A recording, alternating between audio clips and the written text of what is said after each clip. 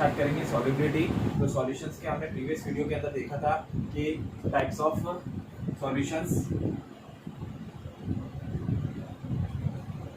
And how can express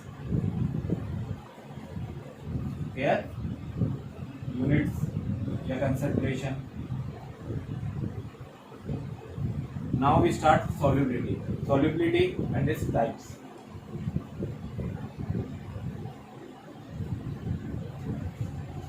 देखते हैं solubility। पहले आएगी first of all definitions of solubility। solubility means क्या होता है? The maximum quantity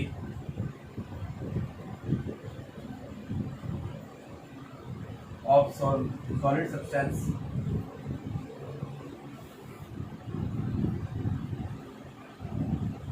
dissolve in fixed quantity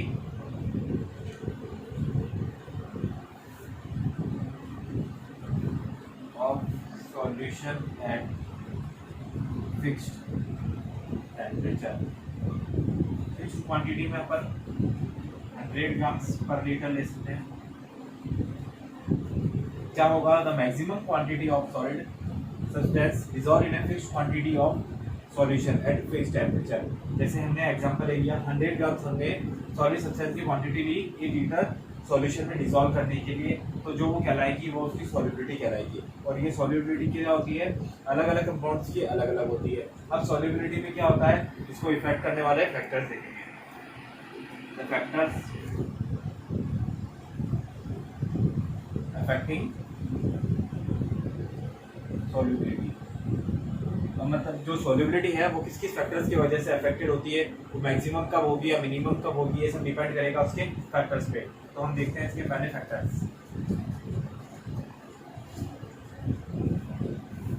सबसे इम्पोर्टेंट और मेन फैक्टर आता है इसके अंदर the nature of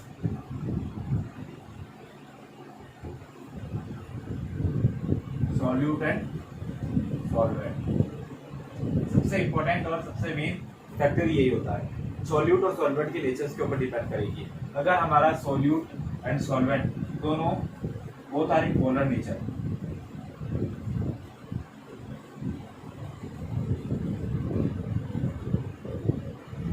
both are in polar nature, then the solubility is maximum। जो solubility होगी वो मैक्सिमम होगी।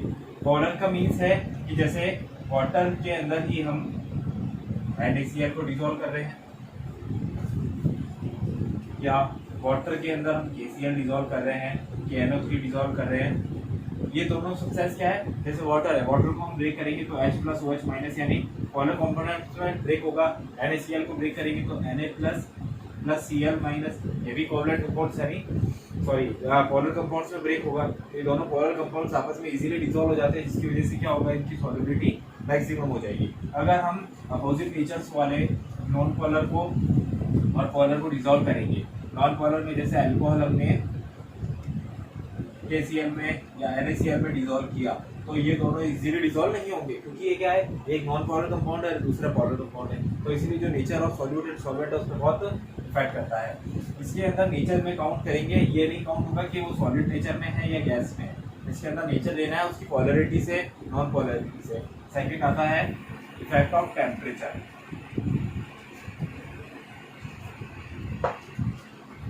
सेकंड हम लेते हैं effect of temperature. Effect of temperature जैसा कि मैंने आपको ऑलरेडी डेफिनेशन में बताया, सॉल्युबिलिटी की डेफिनेशन में ही आता है एट फिक्स्ड टेम्परेचर स्टार्टिंग में। तो इसके लिए टेम्परेचर बहुत इंपॉर्टेंस होता है। मतलब जो रिएक्शन जिस टेम्परेचर पे होनी है या जो सॉल्यूशन जिस टेम्परेचर पे डिसॉल्व होना है वो एट फिक्स्ड टेम्परेचर पे ही डिसॉल्व होगा। Temperature is important factor for solubility. Okay, next point आता है third, effect of pressure. Effect of pressure में क्या होगा कि जैसे हम कोई रिएक्शन करा रहे हैं किसी कंटेनर में, ठीक है, इस कंटेनर के अंदर हमारा टेम्परेचर का प्रेशर फिक्स रहना चाहिए कि इस टेम्परेचर के या इस प्रेशर के ऊपर ही वाटर प्लस NaCl डिजोल्व हो सकता है, यानी उसको जितना मैक्सिमम प्रेशर यानी 1 एटमॉस्फेरिक 2 एटमॉस्फेरिक जो प्रेशर की कंपलसरी होगा उसी प्रेशर के ऊपर ये रिएक्शन या उसकी सॉल्युबिलिटी कंफर्म हो पाएगी। तो वो आता है इफेक्ट ऑफ प्रेशर के अंदर। डिजोल्व में लिक्विड, ये तो था solubility of solid in liquid. और now second solubility of gas in liquid। First step में हमने क्या किया था, सॉलिड को लिक्विड के अंदर डिसॉल्व किया था। अब देखते हैं गैस को लिक्विड के अंदर सॉल्युबिलिटी, यानी जो गैस की कैपेसिटी है वो सॉलिड के अंदर कितनी, लिक्विड के अंदर कितनी डिसॉल्व होती है। अब ये गैस और जो सॉलिड लिक्विड है, लिक्विड के अंदर ये डिपेंड करती है absorption coefficient.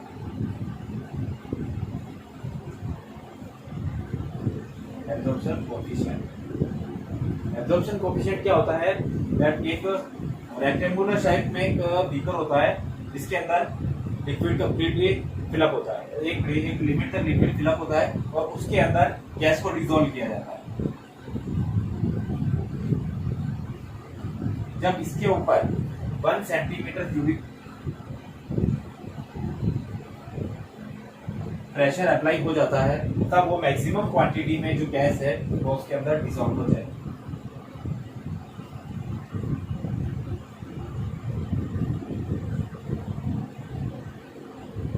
Maximum quantity of gas will be dissolve, या हम इसको सॉल्युबल भी कह सकते हैं। ये होता है एब्जॉर्प्शन कोएफिशिएंट। इसके according he solubility of gas in liquid calculate करते हैं। तो अभी इसमें से 1 सेंटीमीटर क्यूबिक प्रेशर के ऊपर ही सबसे मैक्सिमम गैस जो है वो लिक्विड के अंदर डिसॉल्व होती है। तो ये था solubility of gas in liquid. अब इसके अंदर करेंगे कि इसके factors affecting the solubility of gas in liquid.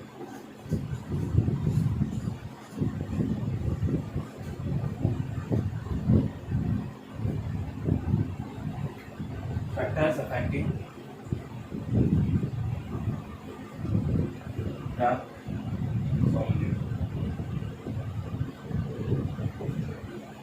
जैसे कि सॉल्युबिलिटी ऑफ गैस के अंदर हमने देखा था, सॉलिड में फर्स्ट आएगा इसमें इफेक्ट ऑफ टेम्परेचर।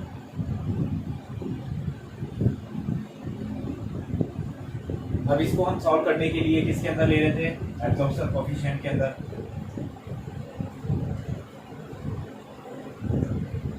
तो उस बीकर के अंदर इतना टेम्परेचर का प्रेशर नहीं पड़ता है, तो इफेक्ट ऑफ टेम्परेचर इस पे लेस इफेक्टिव होता है। मतलब उसके अंदर थोड़ा सा टेम्परेचर अप एंड डाउन हुआ तो भी ये रिएक्शन गैस लिक्विड के अंदर डिसॉल्व हो सकते हैं। सेकंड आता है effect of pressure.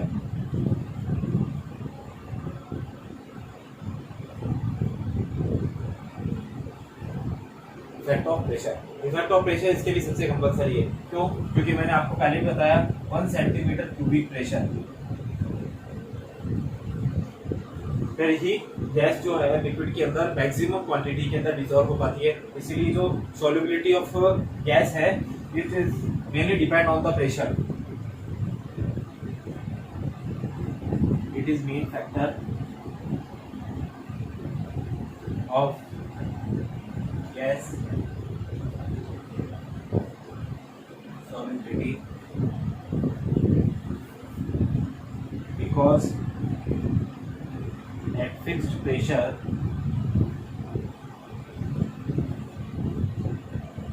gas solubility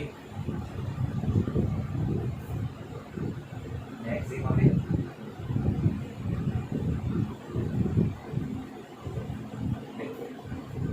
third आता है nature of solute and solvent.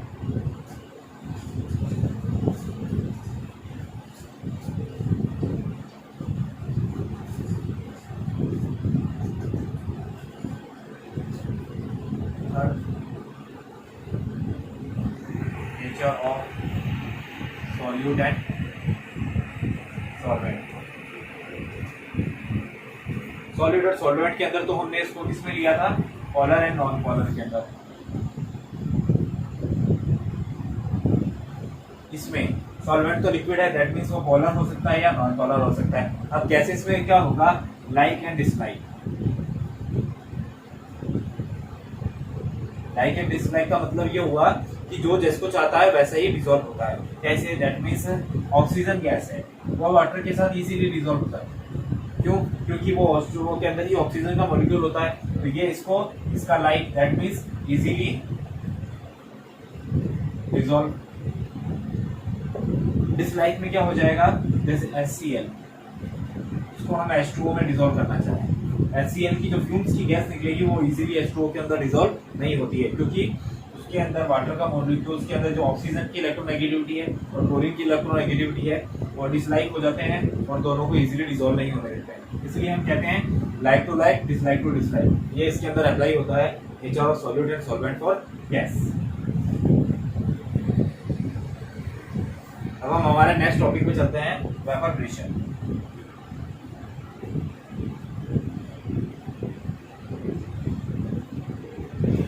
पहले एक साइंटिस्ट था जिसने प्रेशर को कैलकुलेट करने का फॉर्मूला दिया था, जिसे हम पहले देखेंगे, हेनरीज लॉ।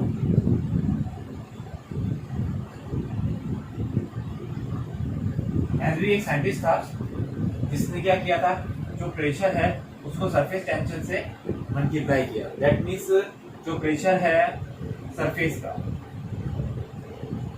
एंड जो प्रेशर है सॉल्यूशन का, वो दोनों क्या होने चाहिए? एक दूसरे के एक दूसरे के समानुपाती यानी प्रोपोर्शनल होने चाहिए। That means M is directly proportional to pressure. अगर सॉल्यूशन का जो प्रेशर है वो सरफेस के प्रेशर के बराबर होगा तब दोनों सॉल्यूशन जो क्या होंगे? इजीली डिसॉल्व हो सकते हैं। बट जो प्रेशर ऑफ मास यानी सरफेस का जो प्रेशर है वो इनवर्सली प्रोपोर्शनल होता है सॉल्यूशन के प्रेशर।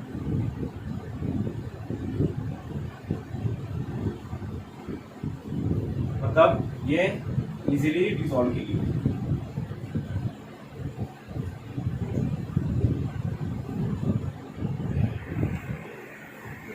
लेकिन हेनरी ने अपने सॉल्यूशंस के लिए 3 शर्तें रखी।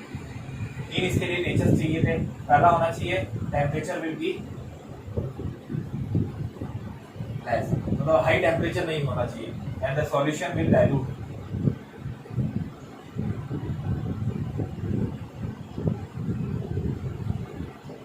सॉल्यूशन जो है डाइल्यूट होना चाहिए तथा गैस के जो है पार्टिकल्स डोंट रिएक्ट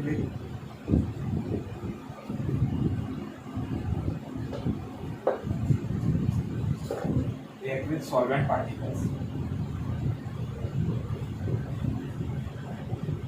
ये 3 नेचर्स थे। इसने कंपलसरी शर्त रखी। इसमें क्या था, जो टेम्परेचर है पहले वो लेस रहना चाहिए, मतलब हाई टेम्परेचर नहीं होना चाहिए, और जो सॉल्यूशंस के पार्टिकल्स हैं वो आपस में क्या होना चाहिए? डाइल्यूट होने चाहिए। दैट मीन्स उसके अंदर वाटर की क्वांटिटी ज्यादा होनी चाहिए, वाटर क्वांटिटी मोर। और जो गैस के पार्टिकल्स है वो सॉलिड के पार्टिकल्स से आपस में इजीली रिएक्शन नहीं करने चाहिए। ऐसा नहीं हो कि दोनों के पार्टिकल्स आपस में रिएक्शन करके ऊपर ही अलग ही नेचर बना लें, जिसकी वजह से वो नीचे इजीली डिसॉल्व नहीं हो पाए। ये 3 नेचर्स थे जो हेनरी के लॉ के अकॉर्डिंग थे। अब आते हैं हम हमारे वेपर प्रेशर पे, जो मेन आता है हमारा नेक्स्ट टॉपिक है।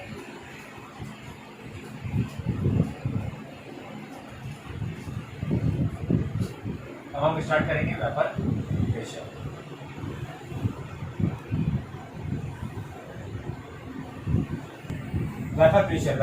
वेपर किसकी होगी? सॉल्यूशन की हमेशा। दैट मीन्स लिक्विड की। तो हम इसको वेपर प्रेशर किसके लिए काउंट कर सकते हैं? Liquid to liquid.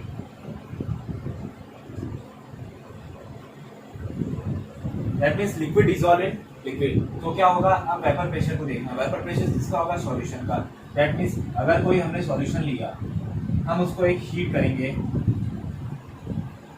तो उसके पार्टिकल्स ऊपर जाएंगे सरफेस के ऊपर। अब यहाँ पे हमने उसको ऊपर से कवर कर देते हैं, तो उसके पार्टिकल्स क्या होंगे? इवोपरेट होके ऊपर वेपर्स में जमा हो जाएंगे। दैट मीन्स यहाँ पे क्या हो जाएगा? वेपर फॉर्म हो जाएगी। एक फिक्स टेम्परेचर तक हम इसको हीट कर पाएंगे, तब क्या होगा? सारे पार्टिकल्स वेपर के ऊपर भी जमा हो जाएंगे। दैट मीन्स एक फिक्स क्वांटिटी के ऊपर एक ऊपर से प्रेशर अप्लाई होगा। जब वो प्रेशर अप्लाई होगा तो वो वाटर के ऊपर, ड्रॉप्स के ऊपर अप्लाई होगा। दैट मीन्स ये प्रेशर और ये प्रेशर दोनों आपस में क्या हो जाएंगे? कांस्टेंट हो जाएंगे, कांस्टेंट होकर एक इक्विलिब्रियम स्टेज फॉर्म कर देंगे।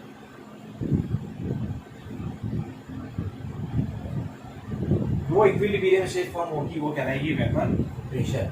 That means at fixed temperature, the pressure applied by vapor and the pressure applied by liquid solution both are in equal quantity. This stage, a form है equilibrium stage. This equilibrium stage is called vapor pressure. ये होता है vapour pressure. अब vapour pressures में भी दो forms आएंगे, vapour pressure at solid space, second vapor pressure at liquid surface या space। अब हमें इन दोनों टाइप्स के वेपर प्रेशर्स देखते हैं।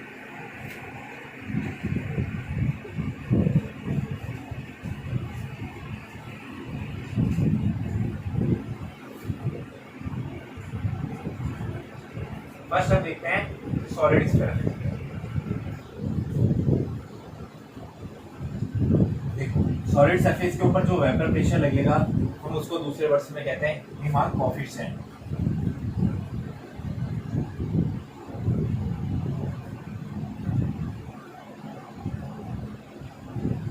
रीमान कोएफिशिएंट, रीमान क्या होता है? एक हाईली टेम्परेचर पॉइंट।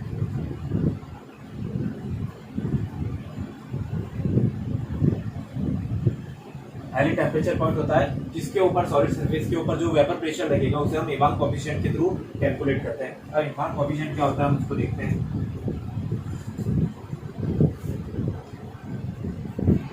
क्या vapour pressure differentiation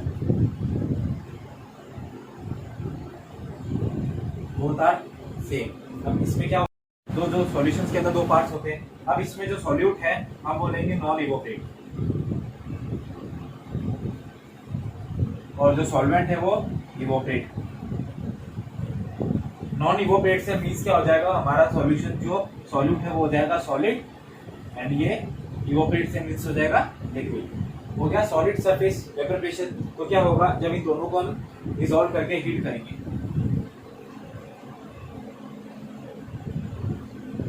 solvent in दोनों को हमने डिसॉल्व किया और हमने इनको हीट किया, तब क्या होगा जो सॉल्वेंट है वो इवोपरेट होगा और उसके ऊपर वेपर प्रेशर लगेगा। तो क्या होगा जो सॉल्यूट है वो इवोपरेट तो नहीं होगा लेकिन उसका हीट करने से उसके पार्टिकल्स थोड़े ग्रोथ करेंगे जिसकी वजह से क्या होगा प्रेशर अप्लाई होगा। तब जो सॉल्यूशन के वेपर प्रेशर के अकॉर्डिंग जो प्रेशर पड़ रहा है और जो सॉल्यूट के वेपर प्रेशर का प्रेशर पड़ रहा है इन दोनों का जो डिफरेंस होगा वो आएगा वेपर प्रेशर डेफिशिएंसी। तो डेल्टा पी होगा P0 माइनस P। हमने P0 ले लिया vapour pressure of solution and P हो गया वेपर प्रेशर ऑफ सॉल्यूट। इसके जो थ्रू हमने प्रेशर निकाला वो निकलेगा हमारा रीमान कोएफिशिएंट। तो हम इसमें यहाँ पे लिखते हैं delta P is equal to P0 minus P। ये आता है सॉलिड सब्सटेंस के लिए जिसके अंदर सॉलिड सब्सटेंस यानी जो नॉन इवोपरेट पार्टिकल्स हैं उसके हम जो उसका वेपर प्रेशर निकालना है वो हम इस फॉर्मूले के थ्रू इजीली निकाल सकते हैं। हमारा ये यहाँ पे सॉलिड सरफेस का वेपर प्रेशर कंप्लीट होता है।